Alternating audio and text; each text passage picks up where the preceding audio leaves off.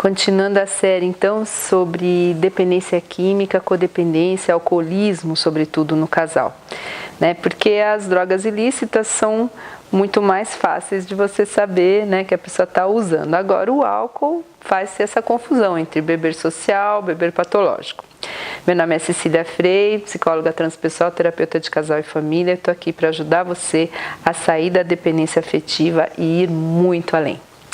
Então, no vídeo anterior a gente falava do controle, né, do controle patológico, né, de você querer controlar o dependente e o dependente querer controlar o seu uso de substância, né, o seu abuso para que vire uso, né, que ele quer virar um bebedor social, é o sonho dele. E aí ele tem umas falas do tipo, vou ali e já volto, né? Ah, vou lá só jogar um futebolzinho com meus amigos, mas você sabe que a sequência do futebol é uma bela de uma cervejada. Ah, vou, né, vou só dar uma passadinha lá numa festa, tal, né? E a passadinha é ficar horas e horas e tomar litros e litros. Então, você fica deixada de lado. Falei no outro vídeo que você é a amante, né?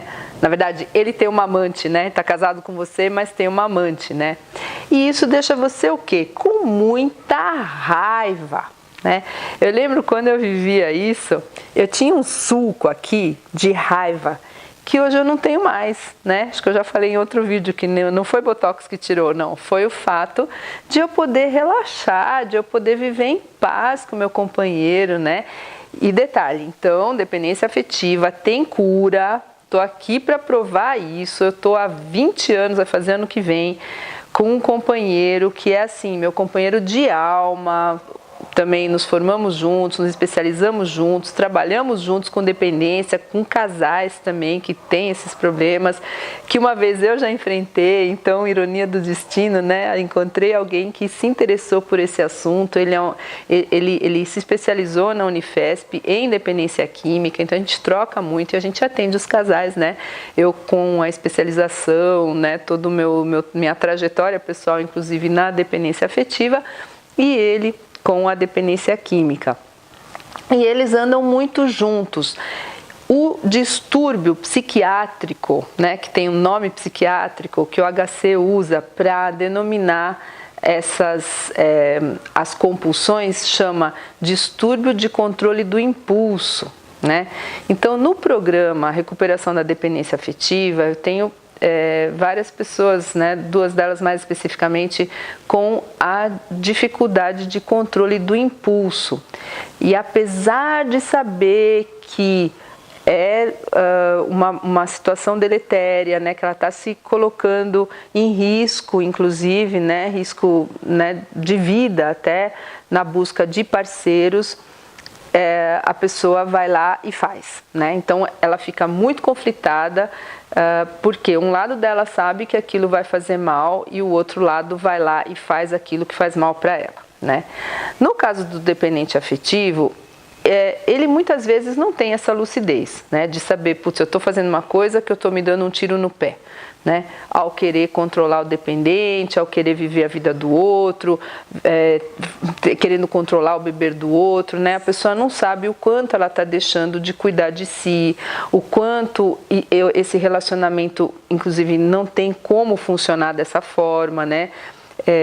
Ela se coloca meio como mãe do sujeito, então assim, começa a desandar toda a relação que deveria ser de parceria, né, de uma hierarquia. Tem outro vídeo meu, acho que é o 32, que fala da hierarquia entrelaçada, né, que ninguém tem que mandar e ninguém tem que se submeter, né, na verdade, para que uma relação funcione bem, de uma maneira saudável, né. E o codependente, ele tenta mandar no dependente, né? E o dependente, ele está submetido ao uso, né, da substância. E eu falava no outro vídeo que o uso da substância é muito mais prazeroso, né? Então ele tem um input externo de neurotransmissores do prazer.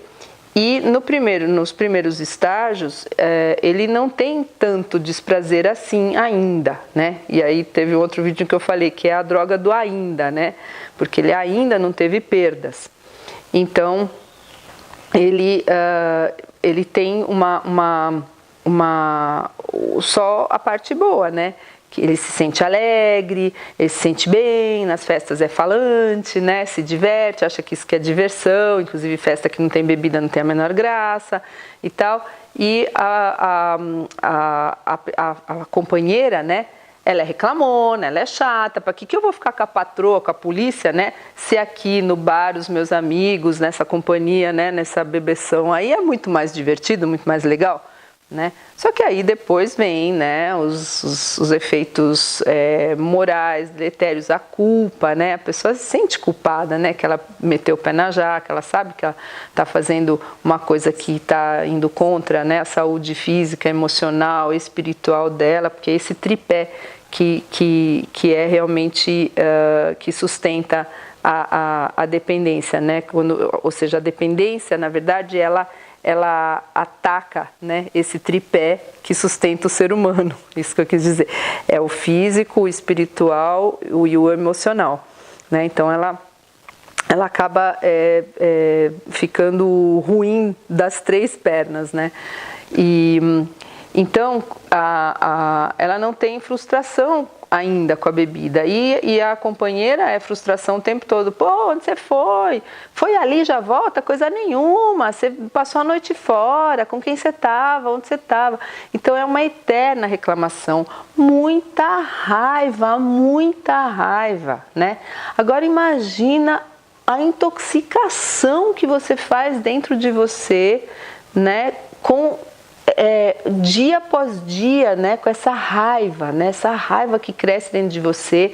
E claro que você percebe que você é uma parte dessa relação, né? Embora você projete tudo no outro, que é o outro que bebe, então eu não preciso de tratamento, ele que precisa de tratamento, não sei o quê, mas a tua mente, mesmo a consciente, né? A gente fala que a mente inconsciente, mas nesse caso até a consciente sabe que você é 50% da relação. Então não tem como esse casamento adoecido continuar se você resolver fazer um check-out, né? E a gente falava, então, eu falava agora há pouco que o dependente ainda não tem perdas, não teve perdas nas fases 1 e 2 e tal, né? E nessa altura, ou seja, ele ainda não perdeu o emprego, ele ainda não perdeu a esposa, a família, ele ainda não teve um acidente grave, né? Porque o carro de dependente químico é todo sextavado, né? Dá uma batidinha aqui, outra ali e tal. Ele ainda não foi atropelado, ele ainda, né? Então, o jeito da gente levar alguém para tratamento como eu falava no vídeo logo antes desse, quando a gente começa a se tratar. Eu chegava em casa com um lacinho, né, do Nar-Anon, né, que é o Familiares de Narcóticos Anônimos. E eu até recomendo esse grupo porque ele é bem mais, assim, mais drástico, sabe? Ele acelera o seu processo de tomada de consciência daquilo em que você está metido, né? Então, procure no Google, procure pela central do AA, o Nar-Anon, Nar-Anon. Esse é o grupo dos familiares de narcóticos, mas se você tem um familiar alcoólico também, mesma coisa, pode ir lá que assim, que você vai ouvir relatos que só mudam de embalagem, porque o conteúdo é o mesmo, o sofrimento é o mesmo, as histórias são muito parecidas, a falta de limite, né, a projeção, a culpabilização do dependente, a tentativa de controle do uso, a tentativa de controle do codependente em cima do dependente, esses rolos todos, você vai ver tudo lá, bem bonitinho na tua frente, porque é uma terapia de espelho. Então, essa terapia de espelho vai ajudar você a se enxergar, né? A enxergar o que você está fazendo com a sua vida, né? Se você continuar nisso. Porque a dependência química, ela é passível de ser detida, mas é uma doença progressiva, se não for detida. Então, da mesma forma, a dependência afetiva também.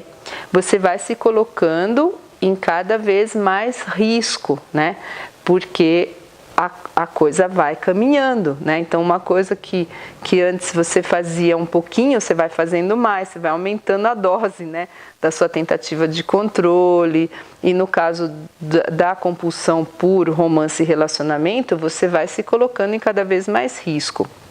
Agora, o que o dependente, né, no caso alcoólico, né, nós estamos agora especificando para o alcoólico, porque o dependente químico de outras drogas também, o que ele está dizendo sobre você, né? Cadê seu amor próprio? Cadê sua autoestima? Como é que você se deixa ser tratada desse jeito, né? Até quando? Então essas são perguntas que eu quero deixar para você antes da gente prosseguir. Até quando você vai viver nesse sofrimento sem tomar uma providência, sem procurar ajuda?